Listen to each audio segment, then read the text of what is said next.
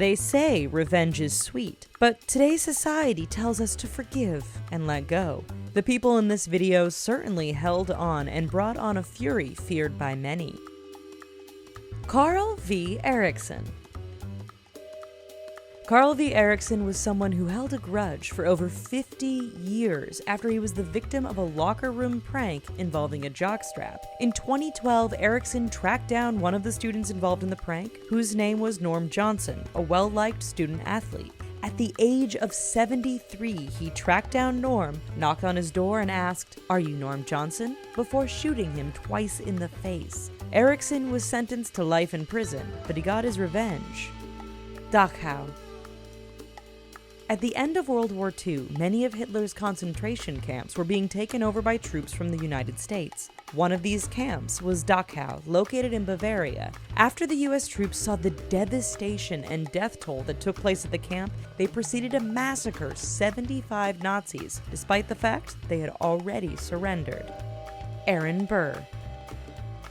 Aaron Burr and Alexander Hamilton had a love-hate sort of friendship. When Burr ran for president in 1800, Hamilton endorsed his rival Thomas Jefferson, costing Burr the presidency despite the fact that he got to serve as vice president. Burr challenged Hamilton to a duel and shot his political rival, resulting in a fatal wound in 1804, thus ruining Burr's political career. It was a work of revenge that cost him everything he had worked for. Dave Carroll. You may recognize Dave Carroll as the guitar player from the band Sons of Maxwell. While on a trip to Nebraska, baggage handlers broke his guitar, which he obviously needed to play and write music. Carroll then filed a complaint and tried to get some sort of compensation for his broken instrument. United Airlines gave him the runaround and refused to do anything about it. Then Carroll released 3 songs about how the airline breaks guitars, and the public listened. United stock went down about 10% after the release of the sweet-sounding Vengeance. Pauline Parker and Juliet Hume. In 1954, Pauline Parker and Juliet Hume became celebrities in New Zealand after the 2 teenage girls killed Parker's mother, Honora. Parker and Hume had become extremely close friends in the 1950s, maybe even too close. After the families of the girls agreed they needed to be separated, Hume's family was getting ready to move to South Africa. When Honora refused to let Parker go with them, the 2 girls bludgeoned Honora to death in a public park. The girls were found guilty, and part of their sentencing included that they were never to see each other again. The murder inspired Peter Jackson's 1994 movie, Heavenly Creatures. James Annesley.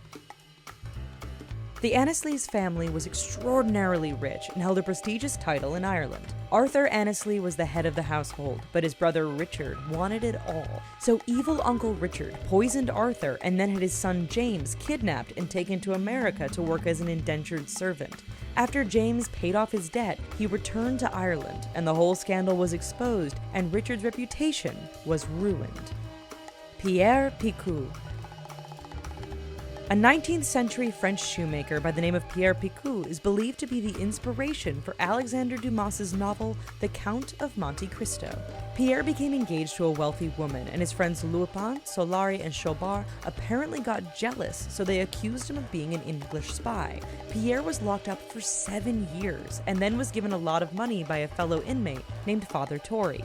Once out, over the course of 10 years, Pierre fatally poisoned Solari, killed Chaubard, and then extracted his harshest revenge on Lupin, who married Pierre's former fiancée. He tricked Lupin's daughter into marrying a criminal and then had him arrested, and then burned down Lupin's restaurant before stabbing him to death. Alan Ralsky. This act of revenge was enacted by a group of people. Alan Ralsky annoyed the living daylights out of numerous people by sending out spam and junk emails every day. However, he wasn't very sneaky because some people were able to track down his address and then start signing him up for junk mail lists. He was even receiving about 100 pounds of junk mail per day. Then he got caught in a stock manipulation scheme and had to serve 51 months in jail. Nakam. Also known as the Jewish Avengers, Nakam was a group consisting of Abba Kovner and members of the United Pakistan Organization, which was a Zionist paramilitary liberation group who operated in Lithuania under Soviet orders. They were disgusted and devastated over the loss of 6 million Jewish lives during the Holocaust, so they sent 3,000 loaves of arsenic-laced bread to former SS guards at an American POW camp. 1,600 people ate the bread and 400 died. Nakam even tried to poison the water supply for some of the largest cities in Germany in order to kill 6 million people to atone for the Jewish lives lost. Cora Crippin. After Cora Crippin discovered her husband, Dr. Holly Crippin, was having an affair, she quickly and quietly left with her money in 1910. Dr. Holly sold his possessions, including Cora's, and set sail for the United States with his lover Ethel Neve. However, human remains were found in the basement of the Crippin home, and Dr. Holly was arrested and hanged for the murder of Cora. However, in 2007, the human remains were tested and found to belong to a male, and not Cora at all.